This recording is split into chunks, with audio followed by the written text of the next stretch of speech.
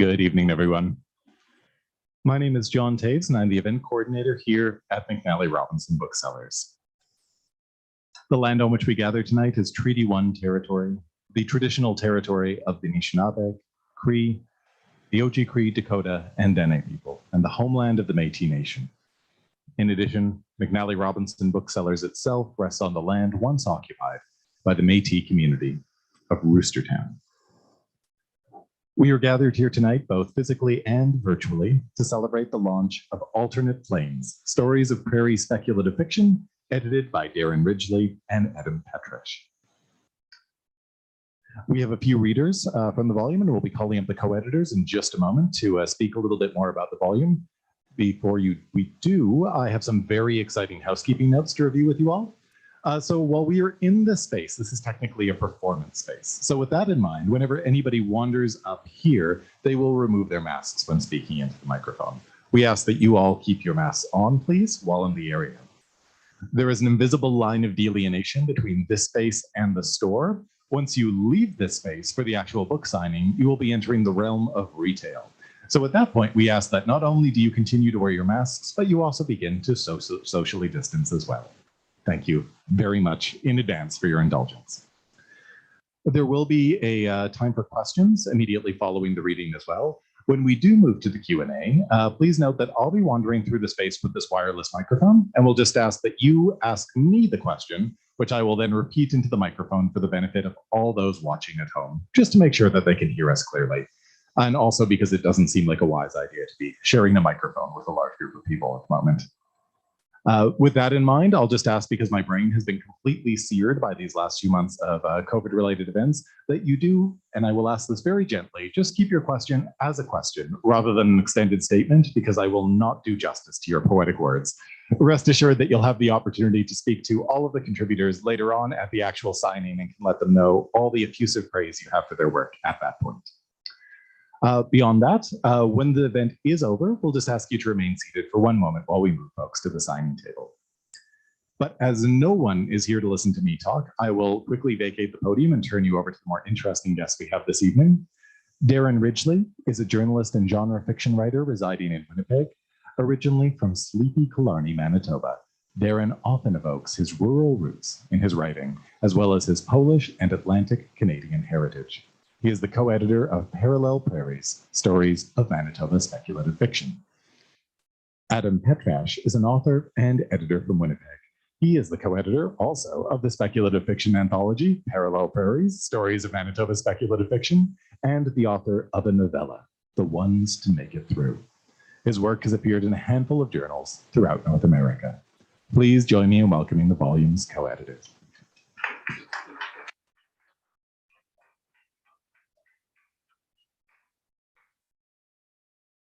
Thank you.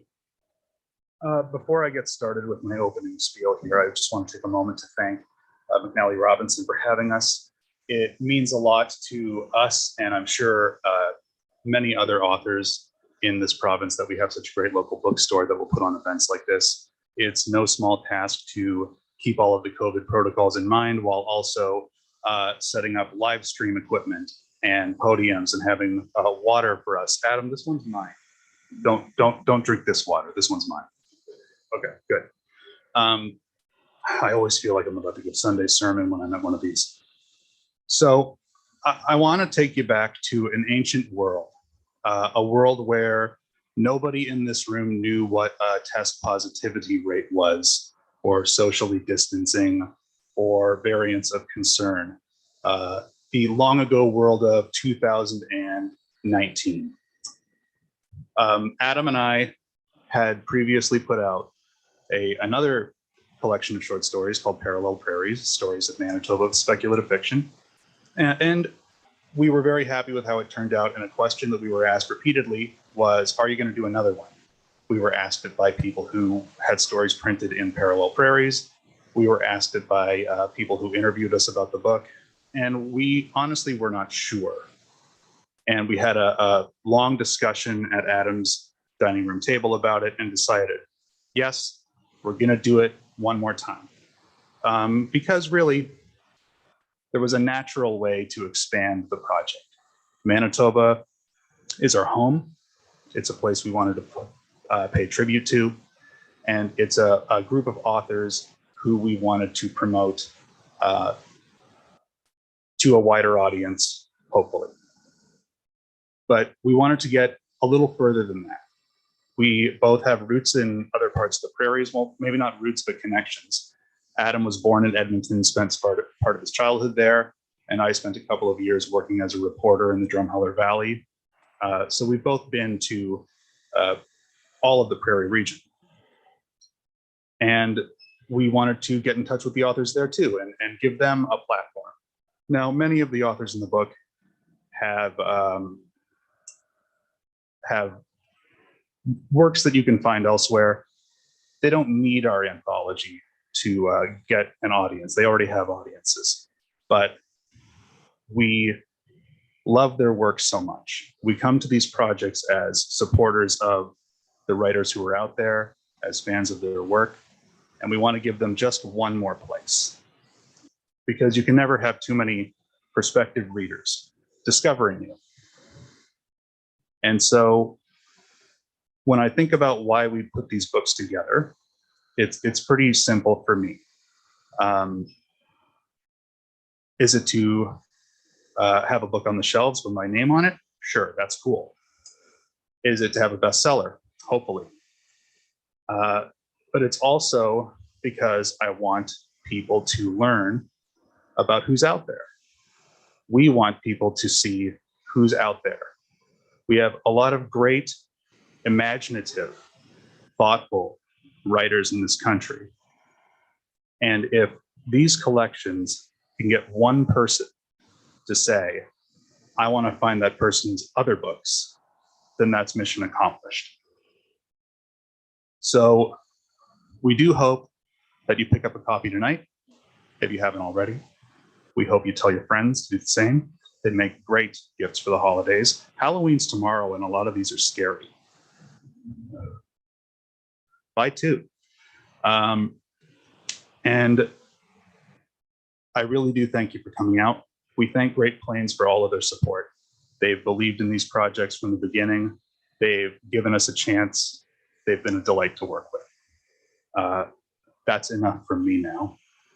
So I'm going to ask Adam to introduce the first of our two wonderful contributors who have agreed to be here tonight and read for us. Thank you very much.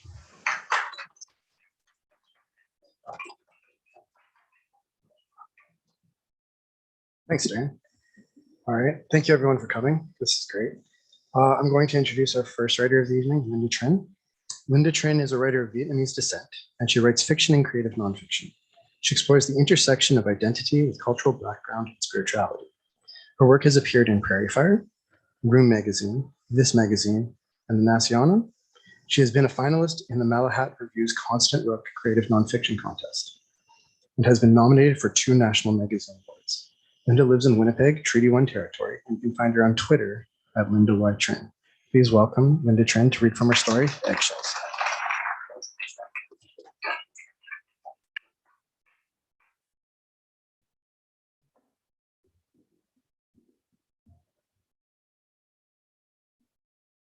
Thank you. Good evening, everyone.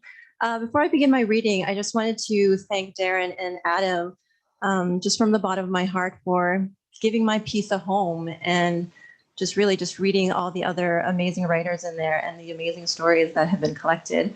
And also just for inviting me to this launch. And thank you to McNally Robinson for the opportunity. So I'm just going to be rereading from the beginning of my story. I noticed her first. The scent of lotus blossoms and green mangoes, sweet yet sharp, announced her presence.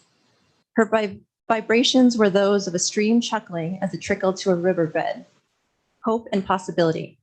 I stepped back, shifting away from her intensity, as if physical waves were pushing me backwards. As far as I knew, I was alone in my ability to sense what I did. What would happen if I strolled right up to her, chest out and chin up, and just asked her for her number? Could I lace her long fingers through my own? The Forks were busy this Saturday afternoon, everyone excited to venture out after long days of prairie darkness spent indoors. Some days, Winnipeg was colder than the surface of Mars. gripped in a deep breeze where the wind chill made it feel like below 50 degrees Celsius. Today, the sun was cheerful, glinting off the packed snow. I heard the churning of the earth on its axis, easing into evening, and I sensed the spiciness of the coming equinox on the wind. She swung around and looked back in my direction, the grace of a dancer apparent in the line of her shoulders, her back, and the turnout of her ankles. She looked right at my charm suspended in the air in front of her. She took a step forward, plucked my charm from its spot, and slipped it under her white parka. She turned around and walked the other way, melting into the crowd. The object I considered my charm was a shard the size of my palm that glowed amber, iridescent. It was smooth and slightly concave, and on the inside and grainy like the surface of a newly repaired tooth on the outside. It reminded me of a broken piece of pottery with its random shape and sharp edges. A soft and constant hum radiated from it, and the scent of damp mountain rock and moss mingling with seawater tickled the inside of my nose. The object was usually invisible to everyone but me. Sometimes people looked back quickly, confusion knitted between their brows, trying to decipher what was there. These were usually people on whom I sensed chrysanthemum and reed flute. They quickly passed by before I could burst over to them. Did you sense it? Are you like me?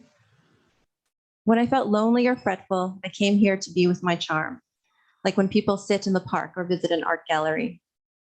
I was compelled to come here. This winter was especially hard, with Benoit passing away and Hélène moving out. I can't do this anymore, home. I love you, but all of it, it's too much. Hélène said as she was sorting through the mugs, taking the set of 6 plain white ones and leaving behind the I Heart NY, Coffee, Then Good Morning, and the one with the picture of the two of us with Santa that I had given her as a gift. It took so much out of me to take the bus downtown to be with my charm. I bathed in its energy until my sobs quieted, until I was able to eat congee with soy sauce without throwing up, until the feeling of myself returned to me. I was already a few beats behind her when my legs started to work again. She was so quick with a theft, so brazen. I caught up to her as she walked past the Canadian Museum for Human Rights, my high-heeled boots crunching on the salted sidewalk. Hey, what are you doing with that? I pointed to my charm, now in her hands. Its hum had changed, had become incessant, annoyed, and the scent of seawater on wet rock became overwhelming. She raised her eyebrows. You can see this? I nodded. Standing next to her was like wading through a pond of fuchsia lotus under a starry sky. Her alarm turned into interest. Người Việt. My dad's Vietnamese, I replied in English. But you were born here. A little personal, like first date material. I put my hands in my pocket. My question? They'll come looking for you too. She tucked her arm under mine and began walking away. Let's go. This isn't the way to ask me out, you know. But I didn't remove her arm. The scent of her loose locks blowing in the wind reminded me of dipping slices of green mango in a sauce of sugar and nukmam. I giggled. She began to run as we traveled a few blocks away to the exchange district, dragging me with her. The sun was low, caressed by dusty pink skies. I breathed in the frost. They may not have noticed it's missing yet. She kept stopping and looking behind her. We were quick, but we need to keep going. I liked how she referred to me and her as a we. I never thought to ask, who are they, or why are we running from them? I was so dazzled by her, I suspended my natural curiosity. I stumbled into a pothole, twisting my right ankle, and I screamed out, let me catch my breath first. It was hard to regulate my breathing, like being stuck in a vacuum. She held my hand to steady me. We were both without gloves. A warmth like drinking hot tea after a long walk from the bus stop flowed through my bloodstream, and I no longer felt so terrible. I missed the feeling of holding hands with someone, running my thumb along theirs and squeezing their palm, knowing I was in the world. Where are we going? I finally thought to ask as we began running again. I smelled smoke, like a match being lit, bitter in my mouth. We just need to get as far away from where we were as soon as possible. She looked back, before they come. My ears rang with a high-pitched noise, and I put my hands over them as a reflex, knowing that it wouldn't help anything. I just needed to do something. It stopped, a pause, a breath, then started again, a regular pulsing of vibrations. She heard it too, stopping suddenly and ducking into an arched alleyway that was a popular spot for wedding pictures. It was deserted today. She pulled my charm from her jacket pocket. Its sea breeze fragrance had deepened into the brininess of a hurricane, and it no longer hummed. She dropped it into the gray snow like it had seared her skin. They found us. Her voice was frantic. They're going to destroy it. She was pacing, overwhelmed. The sound of the pulsing sped up. It sounded more like a thunder now, erratic crackling in the air. Close your eyes, she said. What? I could barely hear her above all the clamor. Close your eyes, close them, she screamed, her energy barely contained within her body. If we don't look upon them, they may spare us. She closed her eyes and flattened herself against the wall. I closed my eyes. I smelled smoke again, but it had changed. Charred, burnt, a forest fire raging. The pulsing sped up again, the volume amplified. I envisioned loops of the sound so tightly squished they almost merged all together. I tasted bitter smoke at the back of my throat, burning the inside of my nose, building and building until I could barely breathe. Then it stopped. An absence of anything. I opened my eyes and saw an indent in the snow where my charm used to be. I imagined space aliens blasting it with their radar guns before beaming back up to their spaceships. My chest tightened and I clenched my fist. I mourned the loss of my charm, an emptiness in me where it once held a space. Tears streaked her face. The dragon and the fairy weep this day. She dropped to her knees and looked past me into the chilly air. I wanted to take her pain away. I hated anyone in pain. That's what made me an ineffective counselor. I felt the need to fix things for everyone. Hélène said it was that I held on too tightly, tried too hard, not wanting anyone to leave. I put my left hand on her shoulder and she winced, pulling away. Sorry, habit, I said as I clasped my hands in front of me.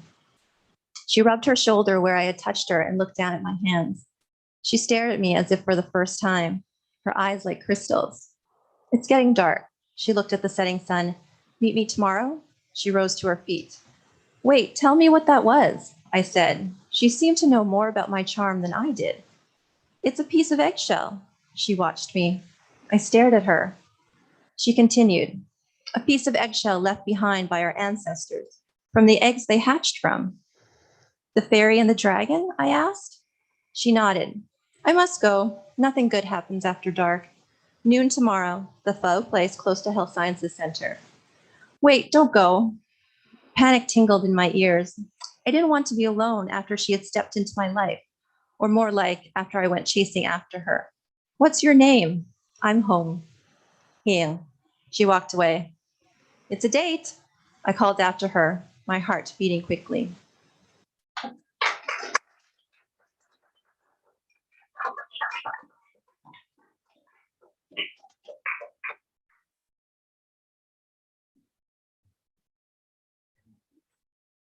Thank you, Linda, for that beautiful reading. That was great. This will probably be the shortest bio I ever read. Sheldon Birnie is a writer, reporter, and beer league hockey player who lives in Winnipeg, Manitoba, with his wife, Clara, and their 2 young children. Reading from his story, Bauer Selects, please welcome Sheldon Birnie.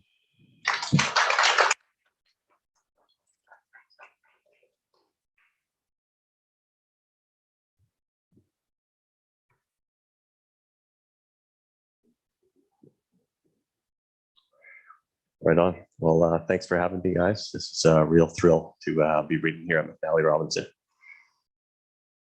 I used to skate with a group of guys out of the old Manawaca Memorial Arena a few years before the roof caved in on her back in '97. Good group of guys, lots of laughs, and even a couple decent hockey players in the mix too. Not unlike you lot. Back then, there was a guy by the name of Eddie Franklin who'd lace up with us every Thursday night. Eddie was a nice guy, sure. He wasn't great shakes or nothing, but he was another body you could depend on, and he almost always brought beer. He was built like a brick shit house too. Couldn't get him off the puck without a bit of muscle. But he didn't move too fast out there on his feet. Not till the final season he played with us, when he got the new to him skates, that is. They were pretty banged up, heavier by far than almost anything we find in the market these days. And they were held together by mismatched rivets, shoe glue, and a pair of frayed red and black laces that he never did get around to swapping out. They didn't smell so great, but then Bauer Selects fit Eddie just right, and his old pair of CCMs were in even worse condition. So Eddie figures, what the hell? Of course, Eddie never knew them skates was haunted, cursed, or worse when he bought them, else he never would have paid the $40 for them in the first place. The first skate of the year, you could tell something was different with Eddie.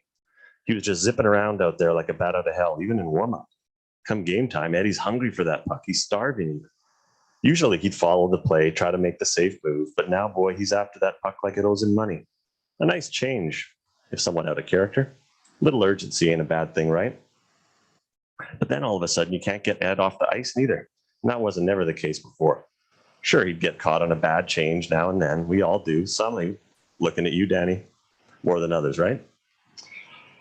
But now, Eddie doesn't never want to get off the ice. We'd have to holler at him and rattle the gate like hell each time he comes zipping by and hope to Christ his ears were moved. Sorry, boys, Eddie'd say, dropping to the bench all red-faced and out of breath, panting like a lumbercat in heat. If he'd have got a mind of their own out there. Eddie kept up that way, too, as the season went on. We'd rib him hard, and he'd apologize up and down, but nothing had changed. He was even playing different out there. Eddie'd always been active on the rush and quick enough to back check, but like most of us, wouldn't it be wrong to say he could lack any sense of urgency before, particularly during those late-night ice times. But now Eddie's charging after the puck, flying into the corners. Lord help anyone in his way. It was like something had got into him. The refs took notice, too, big time. There's Eddie, who'd never logged more than the odd accidental tripping minor, sitting in the sin bin every game, knees bouncing in the box the whole while, anxious to get out and get moving again. Here he is, the boys had chide when he set himself down in the dressing room after each game, looking a lot like Tiger Williams out there, Eddie. Sorry, boys, he'd say with a shake of his head. Can't seem to catch a break with the stripes. Then he'd pull his sweater off, crack a beer, and sit there, belly hanging out of with his skates laced up. As a matter of fact, Eddie'd gone from being one of the first guys up and out of the room to dang near the last each night. It wasn't like he was showering up and lingering until the beer went out. No, he'd just sit there, skates on, wait until the next team came by to use the room or the rink rack gave us the boot. Then he'd pull off his gear lickety-split and head home, sweaty as could be. He'd leave them selects on as long as he could, too. It was around that time, must have been early October, before the weather really turned cold. But I got my first indication something was up with Ed. I got out of the shower, was lounging in my towel while he was still fully dressed. He said he'd got himself into a regular Wednesday night pickup game over Minnedosa way. Right on, I tells him. Really getting your money's worth out of them selects. Sure, was all he said. Can't get enough these days. Didn't think much of it until I was chatting with him a few weeks later. Could have been a month, maybe. I don't really recall. When I asked him how it was going with the pickup games, his eyes bugged out. Good, he says. Found a regular Monday night evening up in Dauphin, too. Christ, I says. Figuring between the Dosa and Dauphin games, old Eddie's really putting the miles on his F-150. I says as much to him, but he just shrugs. Whatever. Got to scratch the itch, he says. Now, there's nothing wrong with driving all over the parkland to play pickup hockey, but the look in Eddie's eyes and the way he'd been acting on the ice made me feel something was going on with Ed, something strange. See, his antics on the ice had only increased too. He wasn't just running after the puck, but running guys into the boards and making a menace of himself. One night around that time, he even got himself thrown out of a game, and he'd never done nothing like that before. No how, no way. Geez, Ed, I said after we get off the ice, what the hell's gotten into you? Eddie, he's sitting there with his sweater and shoulder pads off, but he hasn't touched them skates. Sorry, boys, he says, sounding like a broken record. I don't know what happened. Kind of lost it out there, I get. Eddie just shakes his head, and I noticed then that he'd lost weight. Used to be Eddie's gut would hang over his Coopers, but no more. Wasn't surprising considering all the skating he was doing, but Eddie still had this crazy look in his eye too, sunk back in his head like they were some sort of Halloween goblin. When most of the guys had showered and headed home, Eddie was still sitting there, half undressed and looking regretful. After I toweled off, I grabbed a couple cold ones from the open case in the middle of the room and sat myself down next to Ed. You all right, bud? I asked. Something eating you? He took a Coors I handed him, cracked it. He says, I guess I ain't been sleeping much after he took a long pull of his Colorado Kool-Aid. Work, I asked? How's things at home? Nah, he says, work's work. Same as always. It's just, when I try to go to sleep at night, I can't stop thinking about the last game or the next one. And when I do, I sleep. I'm dreaming I'm chasing that damn puck up and down the ice, and the rink's this long, dark tunnel that goes on and on forever. It's weird, I know, but Eddie trailed off then. Took a long pull off his pop. I did the same. What else could I do? I figured there must have been something going on with Eddie behind the scenes, but I've never been one to pry, especially not in the dressing room after a tough loss. So I let it slide. I missed the next couple games, out of town for work one, sick the next. But when I returned to the rink in early December, Eddie looked worse than ever, run ragged and then some. He took a couple penalties that evening, but managed to keep his cool, more or less. When we got to talking after the game, I asked him how things are going out in Dosa and up in Dauphin. Stop going, he says, dropping his eyes. Too much driving. Sure, I said, not thinking much of it. But I found out later that Eddie had been asked not to come back out to either of those Dosler-Dauphin games. Seems his newfound attitude on the ice was rubbing the regulars the wrong way. Truth be told, I wasn't surprised, but never having known Eddie to lie, it seemed kind of weird he didn't just tell me the truth. Must have been embarrassed, I guess, rightly so. Again, I never asked Eddie about it, though. I've often wished I had. Talk about missing 100% of the shots you don't take, eh?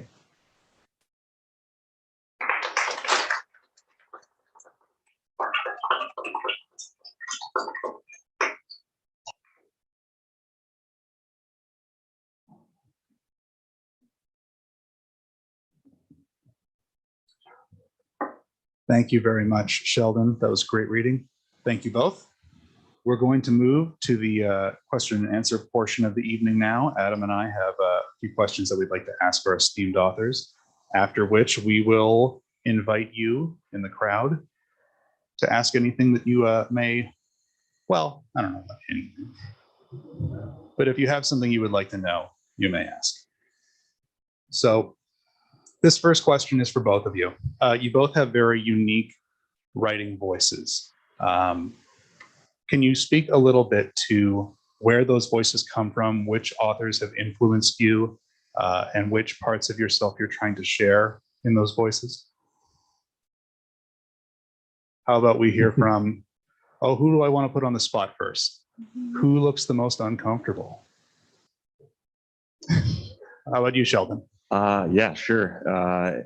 In this one, as the bio describes, I'm a enthusiastic beer league hockey player, and there's a lot of BS that flies around the dressing room or out in the parking lot after a game, and it's a comfortable way to talk and communicate and tell stories. And that was with this piece, really just trying to get that voice down of an old timer who's been around and seen plenty of things, but he's got one story that just keeps him up at night.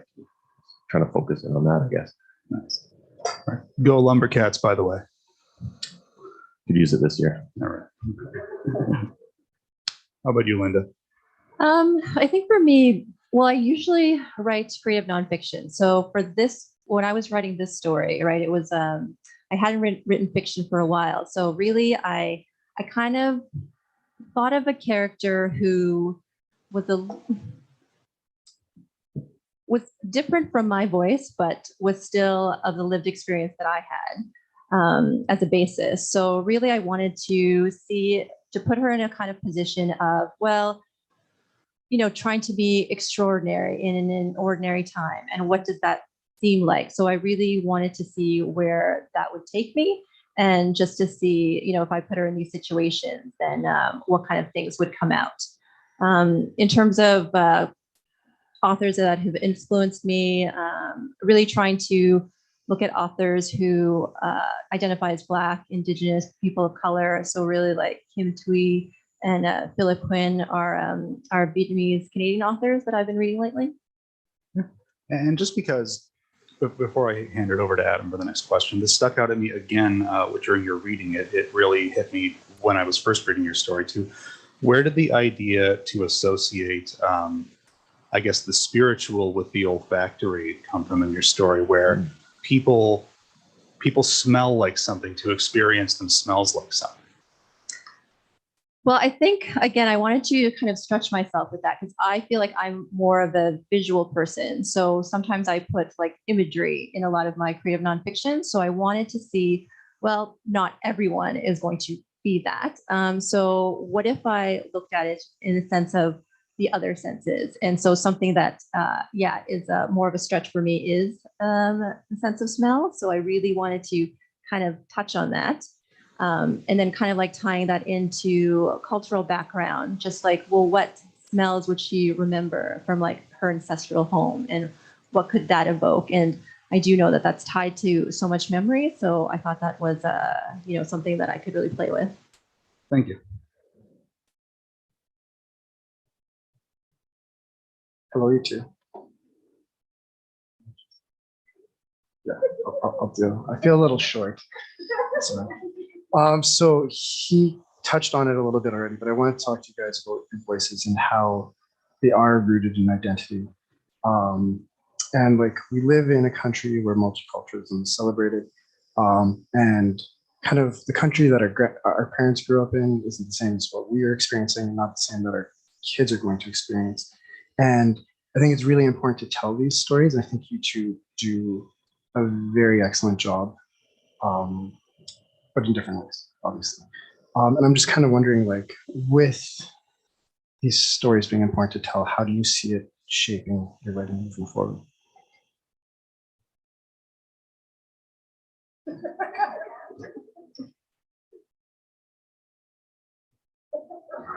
That's a really great question. Are you okay? Do you want to? I can, whatever. Yeah. Okay, no, go ahead. A lot of the stories that I'm kind of drawn to typically tend to be a working class character, someone who's just kind of living a day-to-day life that isn't necessarily that exciting, but maybe something strange happens to them, and then suddenly they're kind of grappling with their place in a different way, or seeing themselves in a different way. And to me, that's interesting.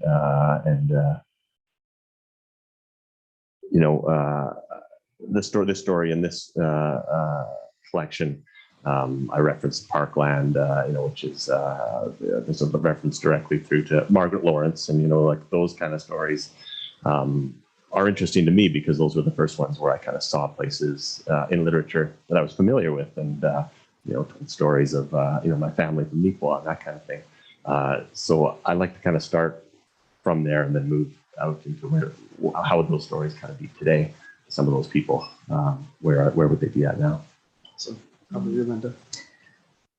I think growing up, I really didn't see myself represented in the stories that I read. So I really wanted to make sure that when I was writing, whether it's fiction or nonfiction, that experience of Vietnamese diaspora kind of comes out. But again, not in like a stereotypical way, because again, it is a very vast, there's varied experiences of that. So is it tales of immigration? Is it tales of, always not belonging or being too much or too little of something? But the characters themselves might have very different experiences. And yeah, that's something that is really important to put a focus on for the generation who's reading stories now or in the future. Excellent. Okay, Darren?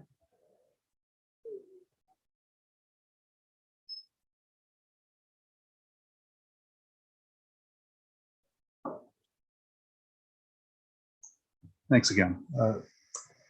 So something that the four of us all have in common is that we have to find a way to balance the desire to write and find new projects to work on and find homes for those projects with raising families and working day jobs and so on. How do you each find the balance? How do you find the time to pursue the creative projects while also juggling the rest of it? Start with Sheldon. Sure. Yeah, it's a challenge, as you say. And really, it's just trying to carve out a bit of time here and there, whether it's a long lunch, perhaps sometimes on a slow day, or waking up early, which doesn't really work for me anymore because the kids get up earlier than I do. We're taking that evening where nothing's going on, and instead of watching the hockey game or Netflix, just sit in front of the screen and do something with your fingers, I guess. Yeah, as Sheldon said, it's a challenge, but trying just to be organized and being present in what I'm doing. So if I've set aside time for writing, whether it's productive, whatever that looks like, that I'm going to spend the time and work on it and just kind of go through the process of it. And when I'm with my family, I try to be with my family and not think about other things. And when I'm working my day job, same idea. So kind of just really trying to be present in all the different spaces. Do you mind if I do one more? So what do you feel you can achieve with genre fiction writing that the other forms of writing you have worked in can't do as well? what does genre offer? Yeah, whatever you kind of want it to, right? Like you can, you don't have to get the quote down perfectly and file the news story as it happened, just the facts. But yeah, like you let your mind wander and put people into terrible or strange or bizarre situations and see where they go from there. It's a fun it's a fun space to work in for sure.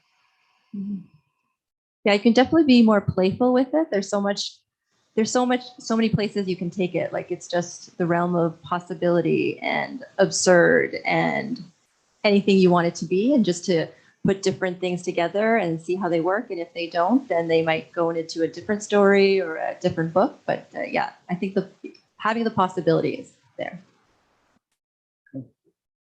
Thank you.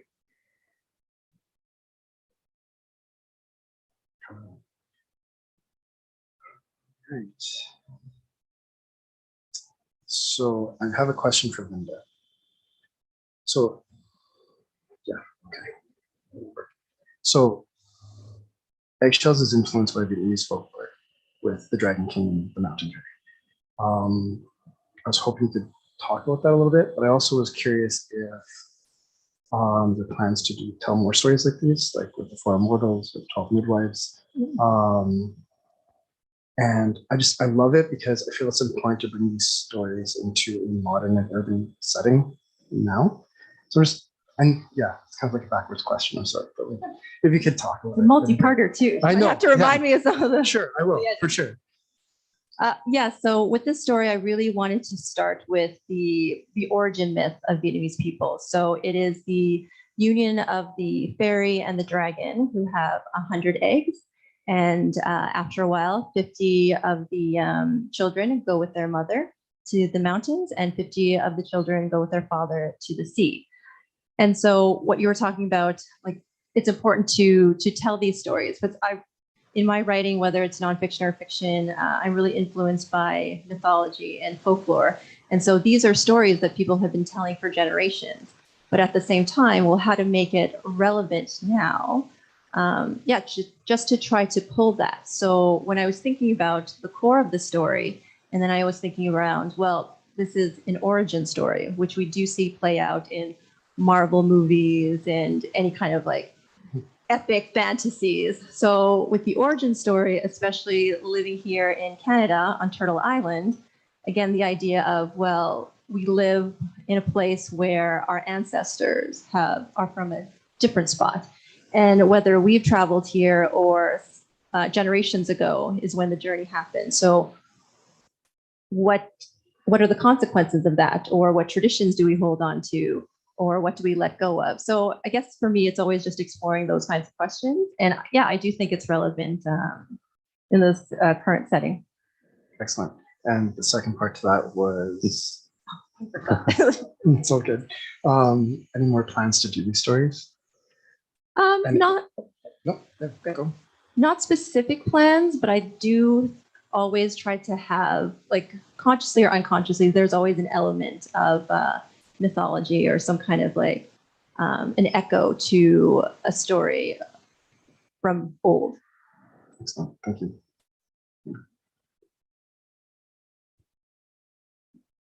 I feel like we should have built more theatrics into the tag team aspect of this. We could do the desperation tag. I leap and reach up and you can, come on. My question. Thank you all for bearing with us as we go back and forth.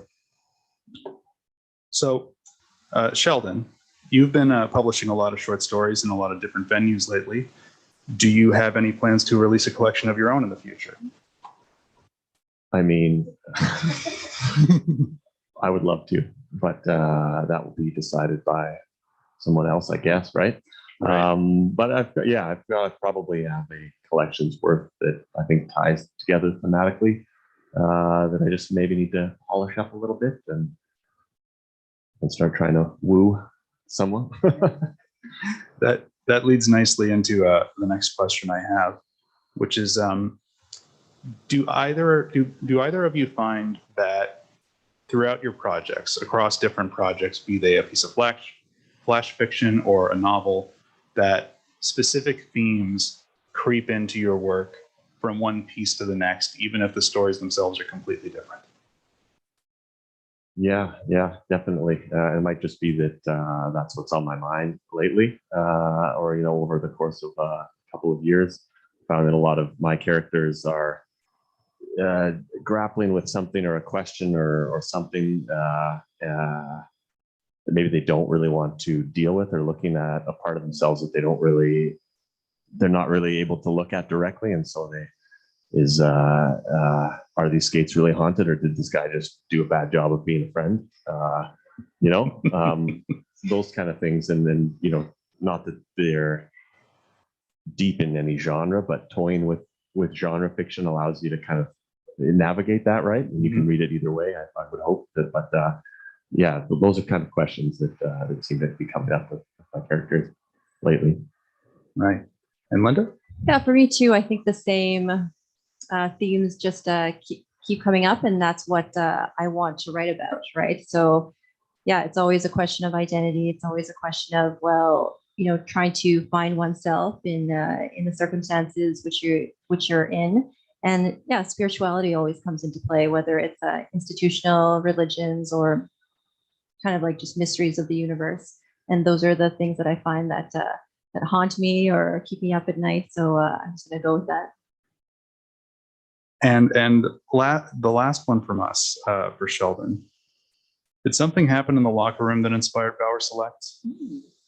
Well, you don't really talk about the locker room outside of the locker room. That's the first rule. But I have a pair of Bauer Selects that I bought used, and they weigh way more than the new skates do or whatever. And there was just something about them that I liked, and that I've had them repaired a number of times, which is difficult because I'm so old. But they're great, and I just thought, what's there's got to be something more to these things. They're not just skates, right? So that was the start. All right, thank you both. We are now going to open up the Q&A session to the audience. If any of you have any questions, please raise your hand and we'll get the microphone around to you. And to start us off, we do actually have a question from someone in our YouTube audience as well.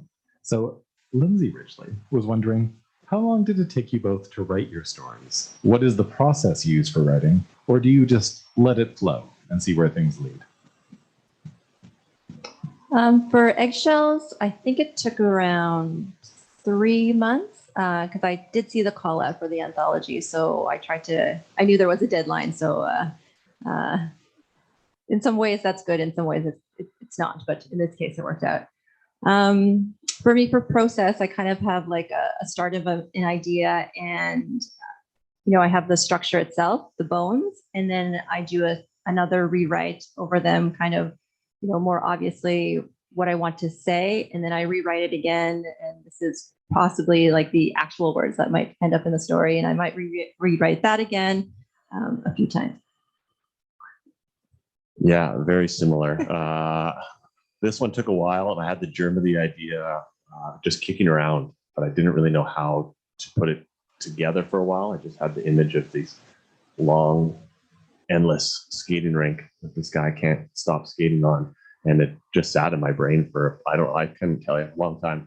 And then I think I saw the call as well, and was like, I got to write this story now, or I'm not gonna do it. Mm-hmm. And then it was a matter of finding a structure. I always like Stephen King writes in this way, or even Charles Dickens. You go back to the story within a story, ghost story kind of thing. And I really wanted to play around with that. And in the editing of it, once I'd submitted it, these guys had accepted it. They kind of suggested breaking it up in a couple spots.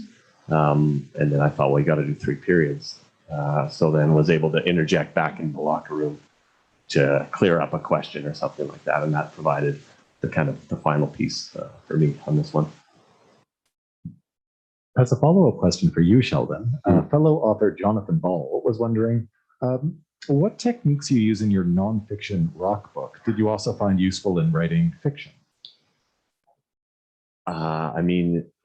in that book and in my day job, like I'm always transcribing or listening to people and trying to get their words down right, especially when they're like a character and they've got something funny to say, they've got a voice of their own. I really like to be able to get that out in a new, especially if it's a news story that's 500 words or something. But if you can bring that person to life and tell their story with their words as much as possible, I really like being able to do that in nonfiction. And I think it's that skill translates well to fiction, and in getting someone's voice down or getting different characters to kind of jump off the page a little more if they can give them a real a real way of talking, that then it's easier for people to kind of connect with them and have them come to life. Oh, thank you. Does anyone in the audience have a question?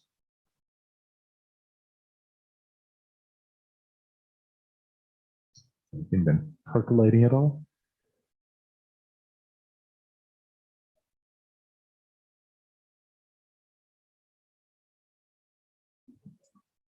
All right. Well, we do have a fairly. Oh, there's one in the back. Yes.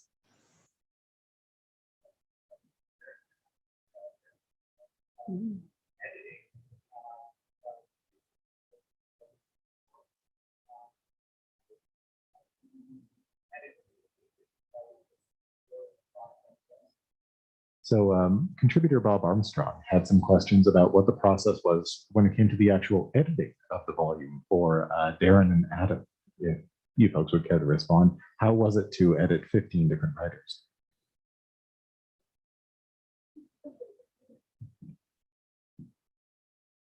Thank you for your question. I think the root of it is to understand that our role is to help the author tell the story that they're telling and not the one we necessarily want them to tell. From the point where we say, we like your story, we want to print it, we're saying we like the story. So to go into the notes and the editing process and say, well, change this whole thing and change this thing, and we don't think this theme works, to me, that doesn't seem to be the point. You're trying to tell a certain story, and whatever your voice may be, whatever your perspective may be, my job isn't to change that on you. My job is to help you do that as well as possible, as much or as little as my involvement is required. So when you're dealing with multiple authors who have multiple voices telling very different stories, the attitude guides the work. And so you don't need to have 15 different strategies, because you're coming at it from a place of respect for the work and a desire to work with the creator on their terms in some way. We're still the editors. We still reserve the right, I suppose, to say, we don't think this works. But if we're going to say that, we really have to have a good reason to say it, rather than to try and change your whole story on you after the fact. I'll talk on that a little bit too. Yes to everything Darren just said. But also I think that it requires you to have no ego. And it's a very humbling experience, because really what we wanted to do, as Darren touched on in the intro, is promote these voices, and not our voices, but the contributors' voices. How the process would go is Darren and I, if we liked one of the stories and said yes, we would do it, and we both did edits on it. Darren has his strengths, I have my strengths, and we just seem to work really well together, where it becomes a complete package. And yeah, just really polish what was already there. Yeah, that's what it is. Thanks for the question. And we do have one more question from the internet. Were there any other questions locally at all? All right. So this may actually be a question for the editors again. This is from Lindsay Ridgley again, who is wondering, or says, the stories in Parallel Prairies were quite spooky and descriptively disturbing. Can we expect much of the same in Alternate Planes? And I guess further to that, how would you compare the two volumes?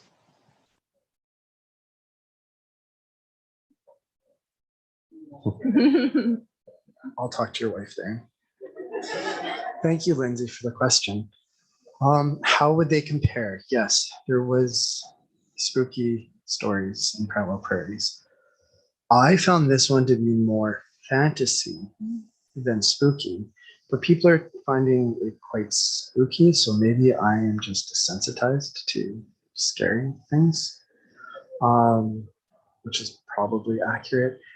I think it's different because, yes, the obvious one is that we've expanded the region and that we are getting stories from the other two provinces.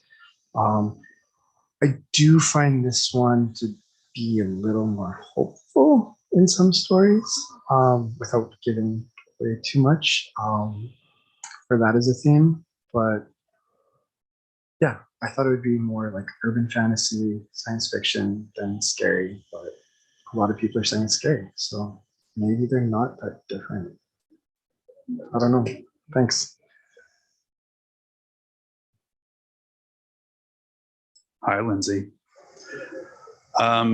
Yeah, I agree. And yes, Adam, we are desensitized. Most people don't constantly watch movies and read books where people are getting eviscerated. So our standard for what spooky or upsetting is very different from people who mostly watch Too Hot to Handle. Definitely more fantasy, definitely a little more varied. We do have some spooky, grisly stuff in here. But on the whole, I feel like it really does have more of a range. But again, your mileage may vary. What I do appreciate is that in both volumes, we have had at least one story that I would genuinely say was horrific, and at least one story that I could say was funny. It's enjoyable, it's entertaining, it's humorous. So if the idea of this was to put together a book that has something for everybody, I think that this book definitely has that. All right, well, we are just reaching the top of the hour, but we do have one final question from the internet.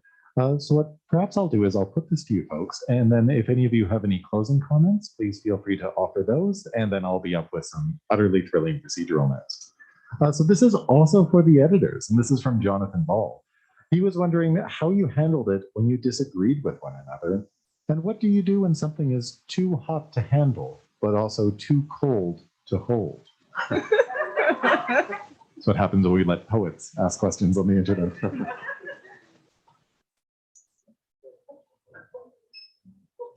Hi, Jonathan. Thanks for your question. Did we actually ever disagree on the editing process? I don't think we did. No, we didn't. Everything was an open dialogue, open conversation for things outside of the editing process. But for the editing process, we would hear each other out, and for the most part, the other person was right. Right? So, if you want to. I guess the bulk of the disagreements, if there were any to speak of, would have been during the, I guess, curation process, where we were looking at the whole pile of stories to include. And we both looked through the submissions independently of one another and then met up and said, what did you think of so-and-so story? What do you think of this story? And it was kind of, you go down the list and we'd go, good, okay, great. We'll put it on the short list. What about this one? I liked it. I didn't. Okay, well, let's talk about it. And then, as Adam said, one of us would usually talk the other one into that person's perspective. So that was really where the disagreements were that was always going to be the bulk of them, is which stories actually go into the book. Because after that, we both have similar attitudes towards editing. So the work went pretty smoothly from there. But the disagreements between us on the stories were always pretty easy to navigate. We both have similar tastes, I think. And it was really more a matter of, were we both seeing the story the right way? Were we both able to agree on what it was or what it would bring to the table in the anthology? But after that, we got along pretty well. We finished the book. It's here. So it can't have been that bad. All right. Well, thank you very much. And with that in mind, Linda and Sheldon, did you have any final words at all? I just wanted to thank Darren and Adam again for including me in the book and for inviting me here tonight. It's been a real thrill.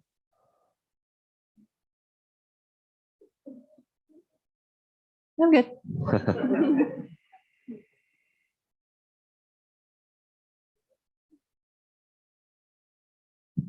Well, with that in mind, we'll be moving along to the signing portion of the evening. So we'll just ask you all to remain in your seats for one moment, and then we'll move these four folks over to tables that are just beside the cash desk. Please do feel free to come over and have a copy of the book signed. In order to purchase a copy of the book, we do have some at our cash desk, so you can feel free to just wander directly up there and ask for a copy, and we'll place one in your hand after you have paid for it. And then you can feel free to get in line. There are a few other contributors here this evening, so if you would like signatures from anybody else, please feel free to approach them informally, and they'd be happy to sign. Otherwise, I'd like to thank all of you physically present here tonight for your attention and for your comments and your presence. I'd also like to thank everybody watching on YouTube for all your contributions and for your questions as well. Thank you so much for joining us.